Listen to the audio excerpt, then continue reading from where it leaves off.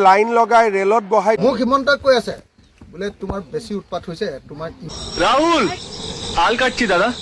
বাংলাদেশত পঠাই দিব নোৱাৰে আকৌ ভৰাই দিম মই ক'লো মই ৩৬ বাৰ জেল গৈছোঁ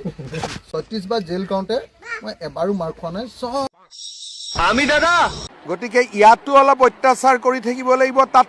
আমি পঠিয়াই দিয়াতকৈ নিজে ৩৬ বাৰ জেল গাওঁতে মই এবাৰো মাৰ খোৱা নাই চববাৰে মই ৰাইজৰ কাৰণে গৈছোঁ মই কাকো চৰমাৰো মৰা নাই কাৰো চুৰো কৰা নাই কাৰো ডকাইতো কৰা নাই যোৱাৰ ব্যৱস্থা এটা কৰিব লাগে গতিকে অসমৰ পৰা যাব লাগিব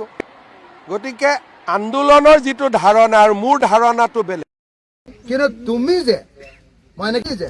আমাৰ ঘৰৰ ওচৰৰ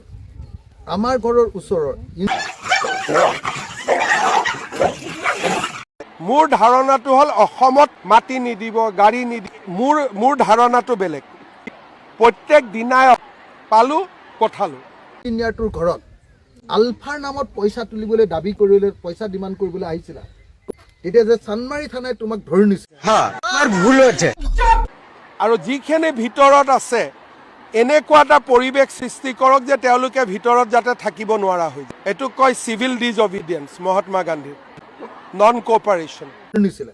তাৰপিছত চব কাপোৰ কানি খুলি জাঙিয়া পিন্ধাই ৰাম পিটন দিছিলে এইটো মনত আছে নে নাই ভুল হয়েছে পুলিচে পুলিচৰ কাম কৰিব আইন হাতত এইবিলাকতো ইয়াত চলিয়ে থাকে আইনটো চবেই হাতত তুলি লয় পিন্ধি পিটিলে ৰাম পিটন দিলে লাজ আছে নে নাই বুলি কৈছো মোক আজিলৈকে পিটিছে নেকি কোনোবা এনেকে কৈছো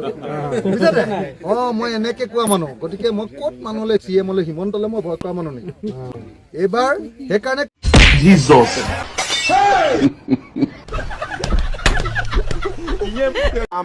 আমাৰ অসমত আইন হাতত তুলি লোৱাটো ফেশ্বনে আছিলে আগতে